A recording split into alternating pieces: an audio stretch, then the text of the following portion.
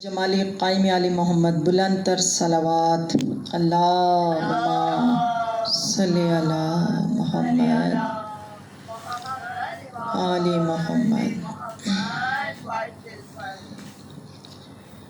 انسان اس حسین کی تعریف کیا کرے، انسان اس حسین کی تعریف کیا کرے جس کے پدر نے کعبے کو قبلہ بنا دیا، بچوں نے جس کے مارکۂ کارزار میں جنگل کو کربلائے مغلہ بنا دیا اور دشت بلا کو عرش کا زینہ بنا دیا، جنگل کو مصطفیٰ کا مدینہ بنا دیا، ہر ذرے کو نجف کا نگینہ بنا دیا، تو نے حسین مرنے کو جینا بنا دیا، کنکر کو چھو لیا تو اسے در بنا دیا اور آسی جو چل کے آیا اسے حر بنا دیا۔ بلند تر صلوات صلی اللہ۔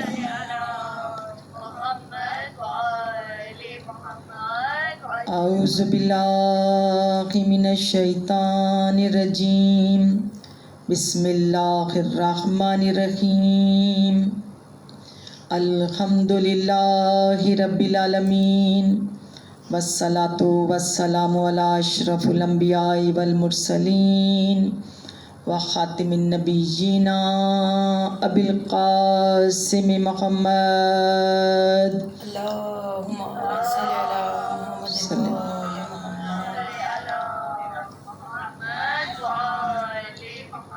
وآلہ الطیبین الطاہرین المعصومین ولعنۃ اللہ علی اعدائہم اجمعین، اما بعد فقد قال اللہ تبارک و تعالی فی محکم کتابہ المجید، بسم اللہ الرحمن الرحیم، والعصر ان الانسان لفی خسر الا الذین آمنوا وعملوا الصالحات وتواصوا بالحق وتواصوا بالصبر۔ تمام تعریفیں اس بہترین پروردگار کے لیے جو تمام کائنات کا شہنشاہ ہے، تمام مدح و ثنا اس ذات باری کے لیے کہ کائنات کی ہر شے جس کی بارگاہ میں سر کو جھکائے ہوئے ہے، ہر چیز اسی کے دم سے قائم ہے، وہ ہر فقیر کی دولت کا سہارا اور ہر ذلیل کی عزت کا آسرا ہے، بہت عطا والا، کرم والا، نہایت مہربان۔ اس کے بعد میرا لاکھ لاکھ درود و سلام ان ذوات مقدسہ پر کہ جن کے دروازے پر آ کر فطرس کو بھی پر مل جاتے ہیں، جن کے دروازے پہ راہب کو اولاد ملتی ہے، جہاں اسلام کو زندگی ملتی ہے، جہاں قرآن کو روشنی ملتی ہے، جہاں بیمار کو شفا ملتی ہے اور اسلام کو بقا ملتی ہے۔ وہ پروردگار اپنے بہترین کلام بلاغت کی بہترین آیت سورہ والعصر میں ارشاد فرما رہا ہے کہ زمانے کی قسم انسان خسارے میں ہے، لیکن وہ لوگ کہ جو ایمان لائے، اعمال صالح کیے اور حق بات کی اور صبر کی تلقین کی۔ آپ سب کو میرا موضوع معلوم ہے کہ عنوان گفتگو سورہ والعصر ہے۔ آج کی گفتگو یہاں سے شروع کرتی ہوں کہ خداوند عالم جب جلال میں آ کر کسی چیز کی قسم کھاتا ہے تو ہم سب کے لیے یہ لمحہ فکریہ ہے کہ آخر خداوند عالم نے یہ قسم کیوں کھائی۔ قرآن حکیم میں 87 مقامات ہیں کہ جہاں پر خداوند عالم نے مختلف چیزوں کی قسم کھائی، لیکن سورہ والعصر میں اللہ تعالیٰ زمانے کی قسم کھا رہا ہے، ایک خاص وقت کی قسم کھا رہا ہے۔ جس وقت ہم قرآن حکیم کی تاریخ کو دیکھتے ہیں تو آپ یہ دیکھیے کہ بڑی غور طلب بات ہے کہ حضرت آدم نے 950 سال تبلیغ کی، لیکن اللہ تعالیٰ نے یہ قسم نہیں کھائی۔ جناب یحییٰ نے 32 سال میرے نبی لیکن اللہ تعالیٰ نے یہاں پر قسم نہیں کھائی. حضرت زکریا آئے، اس کے بعد حضرت ابراہیم کا زمانہ آیا. 147 سال حضرت ابراہیم کی نبوت ہے، لیکن اللہ تعالیٰ نے قسم نہیں کھائی. لیکن جس وقت میرے رسول کریم کا زمانہ آتا ہے تو اب پروردگار عالم یہاں پر قسم کھا رہا ہے، اور قسم بھی ایسی کہ انسان خسارے میں ہے. سب سے پہلے تو ہمیں جناب رسول خدا کی عظمت کا اندازہ کرنا ہے کہ اللہ تعالیٰ اپنے حبیب سے اس قدر محبت کرتا ہے کہ اللہ تعالیٰ کہتا ہے کہ میرا حبیب ایسا ہے کہ جب چلتا ہے تو آیت اترتی ہے، اٹھتا ہے تو آیت اترتی ہے، سوتا ہے تو آیت اترتی ہے، چادر کو کندھے پر لیتا ہے تو آیت اترتی ہے، کملی کو اپنے منہ پر لے لیتا ہے تو آیت اترتی ہے، مسجد میں اپنے اصحاب کے ساتھ بیٹھتا ہے تو آیت اترتی ہے، آل کے ساتھ اپنے گھر میں چادر میں بیٹھتا ہے تو آیت اترتی ہے، کسی کے کندھوں پہ سوار ہو کر جا رہا ہوتا ہے تو آیت اترتی ہے، اور کسی کے دوش پر سوار ہو رہا، کسی کو دوش پر سوار کر رہا ہوتا ہے تو آیت اترتی ہے. خداوند عالم اتنی محبت کرتا ہے اپنے حبیب سے کہ قرآن حکیم میں جب بھی اپنے حبیب کو کوئی نام دیتا ہے تو ساتھ میں اس کو صفت عطا کرتا ہے. اور کیسی صفت؟ کہ طٰہٰ کہا تو طیب و طاہر بنا دیا، یاسین کہا تو سید و سردار بنا دیا، نون کہا تو نورانیت کا پیکر بنا دیا، قاف کہا تو قرآن ناطق بنا دیا، والقلم کہہ کر پکارا تو اپنی مشیتوں کا حامل بنا دیا. اتنی محبت کرتا ہے اللہ تعالیٰ کہ بعض دفعہ ایسا لگتا ہے کہ اللہ تعالیٰ کی نظر جو ہے وہ اپنے حبیب کے اوپر رہتی ہے. اور کسی نے کیا خوب کہا تھا کہ سر سے لے کر پاؤں تک تنویر ہی تنویر ہے، سر سے لے کر پاؤں تک تنویر ہی تنویر ہے، جیسے منہ سے بولتا قرآن کی تفسیر ہے. محو حیرت ہے زمانہ مصطفیٰ کو دیکھ کر، محو حیرت ہے زمانہ مصطفیٰ کو دیکھ کر، کیسا وہ معبود ہوگا جس کی یہ تصویر ہے، جس کی یہ تصویر ہے. آپ یہ دیکھیے کہ جس وقت یہ آیت نازل ہوئی، اور میں کہوں کہ میرے نبی کو فکر کی کیا ضرورت کہ خود نبیوں کے سردار ہیں، اور رسول کریم کے جو علی ہیں وہ ولیوں کے سردار ہیں. بیٹی جنت کی عورتوں کی سردار اور بیٹے جوانان جنت کے سردار ہیں. لیکن جب یہ آیت نازل ہوئی تو خدا کے حبیب نے مصلی عبادت بچھا دیا اور اتنا گریہ کیا، اتنا گریہ کیا کہ جس وقت جناب سیدہ کی نگاہ اپنے بابا پر پڑی تو دنیا کا قانون ہے کہ بیٹی کو باپ سے بہت محبت ہے. نہ ایسا کبھی باپ دیکھا ہے نہ ایسی بیٹی دیکھی کہ جب جناب سیدہ نے دیکھا کہ جناب رسول خدا گریہ کر رہے ہیں تو ایک مرتبہ پکار کر کہا کہ بابا میں نے آپ کو کبھی اس قدر شدت سے گریہ کرتے ہوئے نہیں دیکھا، آج کیا وجہ ہے؟ آج کیا وجہ ہے کہ آپ اتنی شدت سے گریہ کر رہے ہیں؟ میرے رسول نے اپنے چہرے کو اٹھایا اور جناب سیدہ کے چہرے کو دیکھ کر کہا کہ میری شہزادی، اے میری بیٹی، آج خداوند عالم کی طرف سے آیت نازل ہوئی کہ انسان خسارے میں ہے. کہا کہ میں اس آیت کو دیکھ کر، اس کو پڑھ کر یہ سوچ رہا ہوں کہ میں نے اس دین اسلام کے لیے پتھر کھائے، میں نے اذیت سہی. کہا کہ میں نے کتنے خطرات مول لیے. کہا کہ میرے کتنے کفار جو ہیں وہ میرے دشمن ہیں. کہا لیکن اتنی محنت کے باوجود آج خداوند عالم قرآن پاک کی آیت جب نازل ہو رہی ہے تو یہ کہہ رہی ہے کہ انسان خسارے میں ہے. بس ادھر خدا کے حبیب نے یہ بات کہی، یعنی یہ بات میرے نبی نے زمین پر کہی اور عرش پر میرے پروردگار عالم نے سن لی. فوراً جناب جبرائیل کو بھیجا اور کہا کہ میرے رسول سے کہو کہ رو نہیں، میں تمہارے رونے سے مجھے بہت اذیت ہوتی ہے. کہا کہ اس آیت کے ساتھ دوسری طرف خوشخبری ہے. کہا کہ اگر ایک طرف خسارے کی بات ہو رہی تو سب انسان خسارے میں نہیں ہیں. کہا ایک طرف خوشخبری دی جا رہی ہے ان لوگوں کے لیے کہ جو ایمان لائے، اعمال صالح کیے، حق بات کی اور صبر کی تلقین کی. مومنات گرامی، اب اس آیت کی روشنی میں ہمیں یہ غور کرنا ہے. میں نے کہا نا کہ غور و فکر بھی ایک بہترین عبادت ہے. غور کیا کیجئے، اور اس آیت پر تو ضرور غور کیا کیجئے کہ پروردگار عالم نے ہمیں اشرف المخلوقات بنایا. ہمیں شکر ادا کرنا چاہیے کہ اللہ نے ہمیں اس پوری کائنات سے افضل بنایا. آپ یہ دیکھیے کہ جس وقت ہم اس آیت پہ غور کرتے ہیں تو اب ہمیں سوچنا پڑے گا، فکر کرنی پڑے گی کہ آخر خداوند عالم ہم سے کیا چاہتا ہے، ہم سے کیا چاہتا ہے. اب آئیے کہ اللہ کی فکر کیا ہے. اللہ یہ نہیں چاہتا کہ ہم پیٹ بھر کے کھانا کھائیں اور پھر آرام کی نیند سو جائیں. کہا کہ اگر صرف ایسا ہوتا تو پھر کسی رسول کی ضرورت نہیں تھی. پھر کہا کہ خداوند عالم یہ نہیں چاہتا کہ انسان بہترین سے بہترین پوشاک پہنے اور معاشرے کے اندر اتراتا ہوا پھرے. کہا کہ اگر صرف اتنا ہوتا تو پھر کسی نبی کے آنے کی ضرورت نہیں تھی. پھر دیکھیے کہ پروردگار عالم یہ نہیں چاہتا کہ ہم عالیشان محل بنائیں اور ساری زندگی آرام سے گزار کر اس کائنات سے چلے جائیں. اللہ یہ نہیں چاہتا، بلکہ خدا کیا چاہتا ہے ہم سے؟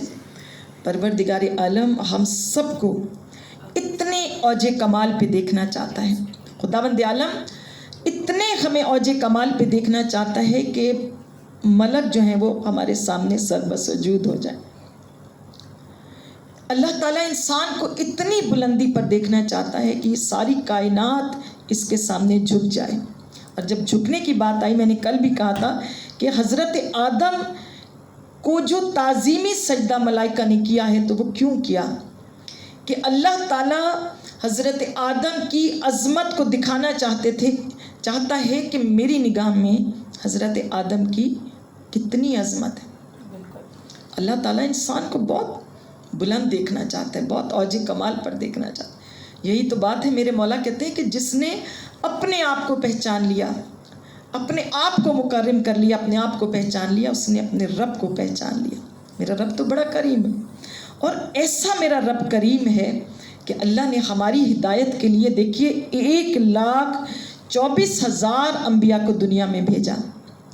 خدا سے پوچھئے کہ پروردگار ہمیں اتنی ہدایت کی ضرورت تھی کہ تو نے اتنے نبی ہمارے لیے بھیجے، اور ہمارے اندر ایسے کیا سرخاب کے پر تھے کہ تو نے اتنی ہدایت ہمارے پر بھیج دی. اللہ کہے گا ہاں تمہارے اندر سرخاب کے پر ہیں، تو مجھے عزیز ہو، تم مکرم ہو، میں نے تمہارے لیے اتنی ہدایت بھیجی. اور میرے مولا نے ہدایت کی تعریف اتنی خوبصورت کی. مولا نے کہا کہ نفس کے بھڑکے ہوئے گھوڑے کو لگام دینا جو ہے وہ ہدایت ہے. نفس کے بھڑکے ہوئے گھوڑے کو لگام دینا ہدایت ہے. اب مومنات گرامی، جب اللہ نے اتنی ہدایت بھیجی تو اب میں اپنی خوش نصیبی کی بات کروں گی کہ اللہ کا در نبوت بند ہو گیا. در نبوت بند ہوا، خدا نے اس کے بعد در امامت کھولا، در امامت کھول دیا. ہمارے لیے اللہ تعالیٰ نے ایک 12 دری کو کھول دیا. اللہ تعالیٰ نے کہا کہ ان ہستیوں سے ہدایت حاصل کرو. اب مومنات گرامی، میں کہوں گی کہ ہم وہ خوش نصیب لوگ ہیں. اپنی خوش نصیبی پر اس بات پہ ناز کیا کیجئے کہ ہم کتنے عظیم در سے وابستہ ہیں، کہ ہمارا تعلق، ہمارا رابطہ ان ہستیوں سے ہے کہ جنہوں نے عبادت کی تو چہرے کو دیکھنا عبادت بن گیا، جنہوں نے دعائیں مانگیں تو ہمیں فلسفہ دعا سمجھا دیا، جنہوں نے سخاوت دکھائی تو ایسی سخاوت دکھائی کہ آج بھی کائنات کے فقیر ان کے نام پہ مانگ کے فخر محسوس کرتے ہیں. جنہوں نے شجاعت دکھائی تو ایسی شجاعت دکھائی کہ آج جب مرد میدان میں نکلتے ہیں تو انہی کا نعرہ لگا کے نکلتے ہیں. سبحان اللہ. آج انہوں نے تجارت دکھائی تو ایسی تجارت دکھائی کہ جناب میثم تمار کو قیامت تک کے لیے زندہ جاوید کر دیا. سبحان اللہ. اور جناب میثم تمار کے اس جملے سے آپ فکر کیجئے کہ جو ان کی ذات سے وابستہ ہو جاتا ہے، جو ان کو پا لیتا ہے اس کو وہ زندگی پا لیتا ہے، وہ قیامت تک کے لیے زندہ رہ جاتا ہے۔ مومنات گرامی، میرا دل چاہتا ہے کہ میں یہاں پر محسن نقوی کی وہ بات نقل کروں کہ میں نے کہا نا کہ جو ان کے در سے وابستہ ہو جاتا ہے نا وہ قیامت تک کے لیے زندہ۔ جناب محسن نقوی نے کتنی کتابیں، کتنی خوبصورت شاعری ہے ان کی، کتنی خوبصورت ان کی منقبت، کتنے اچھے قصیدے انہوں نے لکھے کہ جو آج ہماری مجالس کی زینت بنتے ہیں۔ ذاکر یہی منقبت پڑھتے ہیں، انہی کے اشعار پڑھتے ہیں۔ آپ یہ دیکھیے کہ جب ان کو گولی لگی، ان کے سارے اشعار مشہور ہیں، قیامت تک پڑھے جائیں گے۔ جب ان کو گولی لگی اور ان کو ایمبولینس میں لٹایا جانے لگا، ایمبولینس میں لٹایا جانے لگا تو ایسے ہاتھوں پہ ان کو ایمبولینس میں لٹایا جا رہا تھا، اور میں کہوں کہ موت ان کے سر پر تھی۔ عالم نزع کا وقت تھا۔ لوگ کہتے ہیں کہ عالم نزع میں سب کچھ بھول جاتے ہیں، لیکن جناب محسن نقوی نے اپنی زندگی کا آخری شعر اس وقت پڑھا، اور انہوں نے پڑھا، یہ شعر سب کو آتا ہے، اور یہ میں جب بھی اس کا ذکر کرتی ہوں مجھے اتنا ہی اچھا لگتا ہے۔ انہوں نے مرتے وقت جس وقت یہ شعر پڑھا تو یہ قیامت تک کے لیے انہیں زندہ کر گیا۔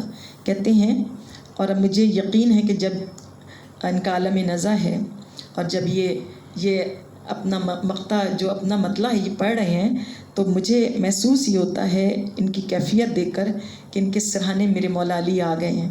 سبحان اللہ۔ ان کے دائیں طرف مولا علی ہیں اور بائیں طرف میری شہزادی ہیں، اور یہ کہہ رہے ہیں کہ لے زندگی کا خمس علی کے غلام سے، لے زندگی کا خمس علی کے غلام سے، اب اے موت آ ضرور مگر اہتمام سے، عاشق ہوں میں ذرا بھی اذیت ہوئی مجھے، شکوہ کروں گا تیرا میں اپنے امام سے۔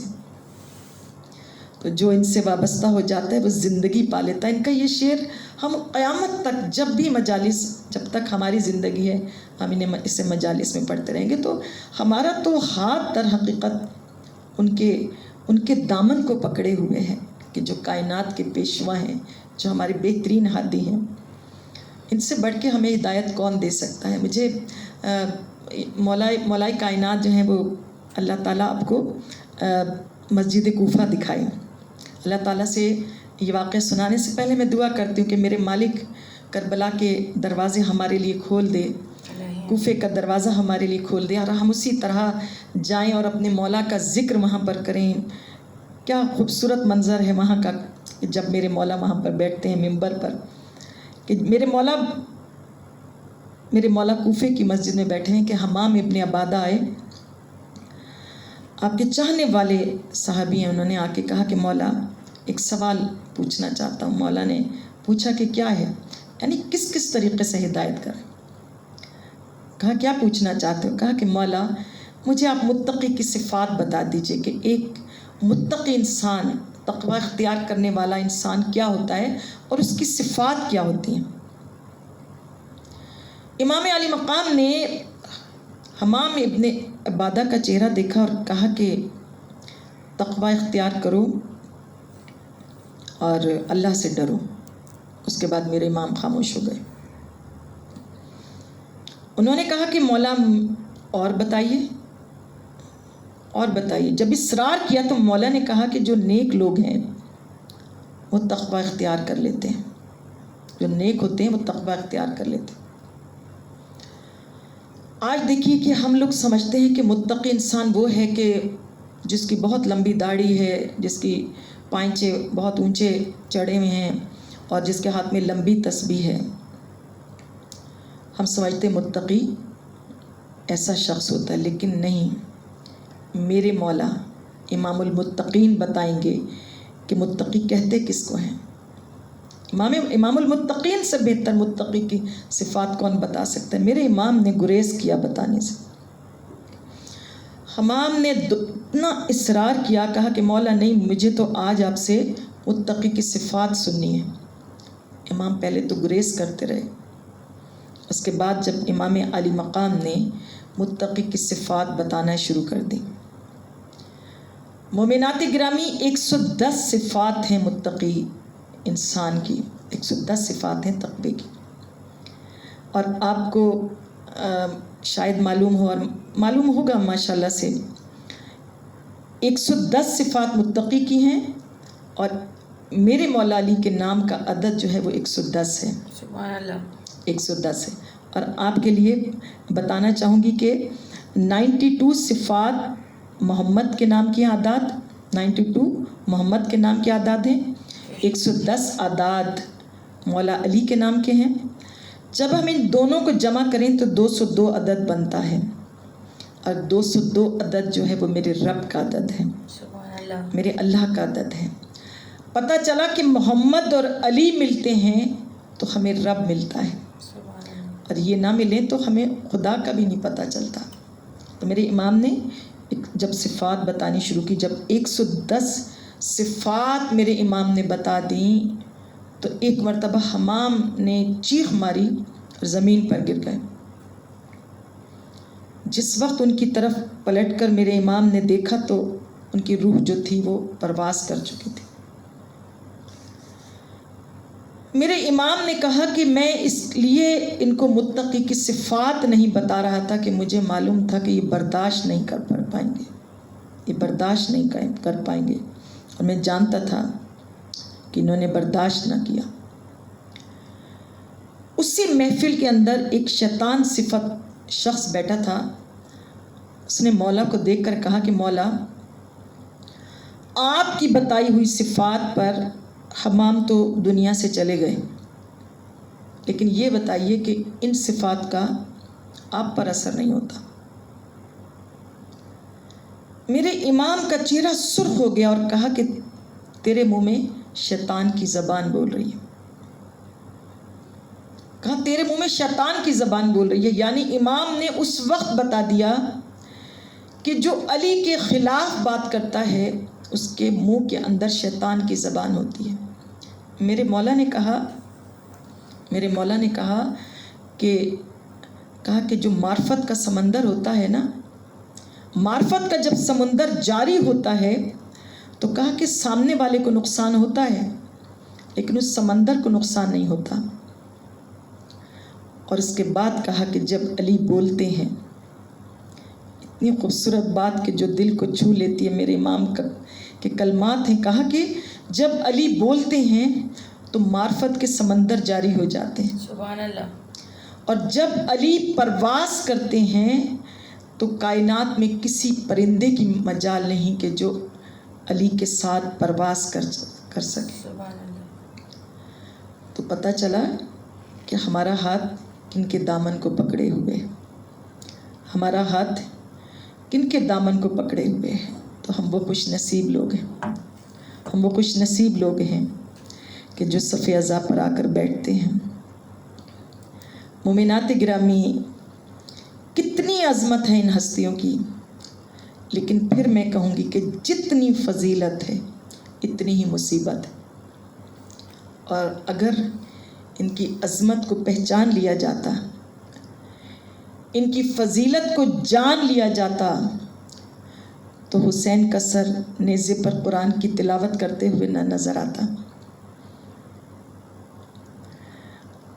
और जनाब सैयदा को दरबार से वापस न किया जाता। अज़ादारों, ये सियाह तरीन वाक़या है कि वो शहज़ादी कि जिसको मेरे रसूल ने बेइज्जत व मिन्नी कहा कि फ़ातिमा मेरा टुकड़ा है, अगर मैं रसूल हूँ तो फ़ातिमा रिसालत का टुकड़ा है, अगर मैं नबी हूँ तो मेरी बेटी नबूवत का टुकड़ा है। न होती पर्दा नशी तो रसूल हो जाती, आगोश नबूवत से नबी बन के आई, आगोश रिसालत से रसूल बन कर आई।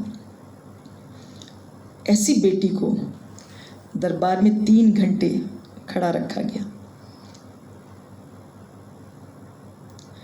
रिवायत कहती है कि जब मेरी शहज़ादी दरबार से खाली हाथ वापस आ रही थी ना, तो छोटे छोटे शहज़ादे हसन और हुसैन साथ थे। बाज़ तारीख़ों में लिखा है कि मेरी शहज़ादी की उम्र 18 साल थी, लेकिन मेरी बेटी शहज़ादी का दिल जो है ना टुकड़े हो चुका था। اور جب میری شہزادی روتی ہوئی گھر آئی ہے نا اور اپنے گھر کے اندر داخل ہوئی تو سامنے شہزادی زینب کھڑی. ماں کو بیٹی سے کتنی محبت ہوتی، بیٹی بھی اتنا ماں کو پیار کرتی ہے. ایک مرتبہ میری بیوی نے شہزادی زینب کے چہرے کی طرف دیکھ کر ایک جملہ کہا زینب آج میں نے دربار دیکھ لیا، آج میں نے دربار دیکھ لیا. اس کے بعد میری شہزادی نے کہا زینب میں 3 گھنٹے دربار میں کھڑی رہی، لیکن آثار بتا رہی ہے کہ آپ 36 گھنٹے دربار میں کھڑی رہیں گی. میری شہزادی کہتی ہے کہ مجھے اماں کا کہا اس وقت یاد آیا کہ جب ایک جانب سے آواز آئی کہ لوٹو تبرکات علی و بطول کو، قیدی بنا کے لے چلو علی رسول کو. آج مومنات گرامی اجڑ گیا فاطمہ زہرا کا گھر، سنی ہو گئی قبر رسول. میری شہزادی فرش عزا پر آ گئی ہے. میرے مولا سید سجاد کہتے ہیں کہ جب کوئی مومن صف عزا بچھا لیتا ہے تو شام کی قبر سے ایک بی بی اٹھتی ہے اور جنت البقیع کی ٹوٹی ہوئی قبر پہ آ کے کہتی ہے اماں اٹھو، میرے حسین کی مجلس برپا ہو گئی. کہا کوئی مجلس میں آئی یا نہ آئی 3 بیویاں آ جاتی ہیں، ایک میری شہزادی فاطمہ، ایک جناب زینب اور ایک 4 سال کی سکینہ. جب مومنات گریا کرتی ہیں تو سکینہ اپنی پھوپھی سے پوچھتی ہے پھوپھی اماں یہ رونے والے کس کو رو رہے ہیں؟ تو زینب کہتی ہے بیٹی تجھے نہیں معلوم یہ سارے تیرے غریب بابا کے رونے والے. تو ایک مرتبہ سکینہ تڑپ کے کہتی ہے پھوپھی اماں کاش اتنے رونے والے کربلا میں ہوتے تو میرے تماچے نہ لگتے، میرے گوشوارے نہ چھنتے.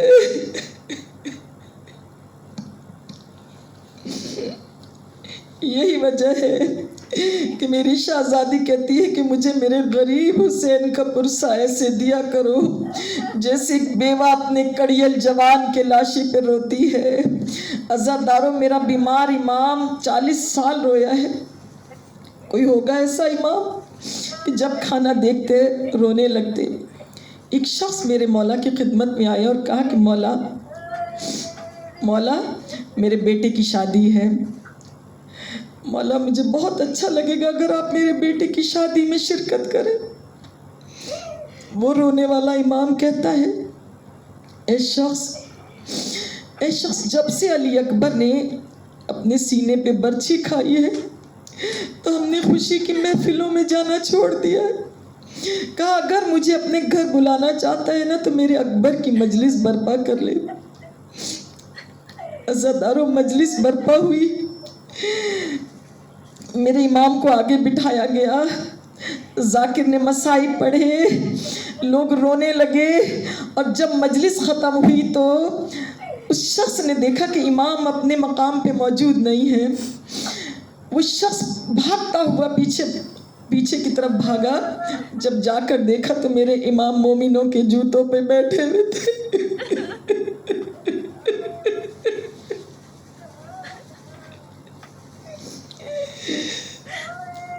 مومنوں کے جوتوں پہ بیٹھے ہوئے میرے امام ایک مرتبہ تڑپ کر کہا مولا یہ آپ کا مقام نہیں ہے، آگے چلیے. میرے امام تڑپ کر کہتے ہیں کہ جب ذاکر مجلس پڑھ رہا تھا مومن میرے حسین کو میرے بابا کو رو رہے تھے، میں ان کے لیے کچھ نہ کر سکا، میں ان کے جوتوں پہ آ کے بیٹھ گیا. پھر میرے امام نے کہا آگے کیسے بیٹھتا، آگے میری ماں میری جدہ فاطمہ زہرا آ چکی ہے، میری شہزادی زینب آ چکی ہے. عزاداران امام حسین آج 2 محرم ہو گئی، آج یہ قافلہ کربلا میں پہنچ چکا ہے. اللہ تعالیٰ آپ کو کربلا دکھائے، وہ نہر فرات دکھائے کہ جہاں پر میرے حسین کا قافلہ ٹھہرا اور وہاں خیمے نصب کیے گئے۔ اے میرے مولا، جس وقت یہ قافلہ ٹھہرا تو ایک مرتبہ زینب تڑپ کر کہتی ہے بھیا یہ کیسی جگہ ہے، یہاں سے ہر طرف رونے کی آواز آتی ہے، ایسا لگتا ہے کہ جیسے کوئی بی بی واہ حسینہ کہہ کے روتی ہے۔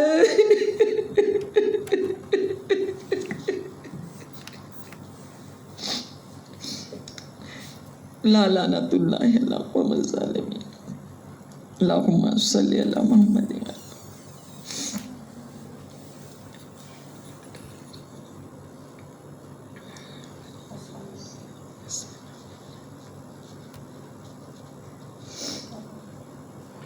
ویڈیو بند کر دو، ہاں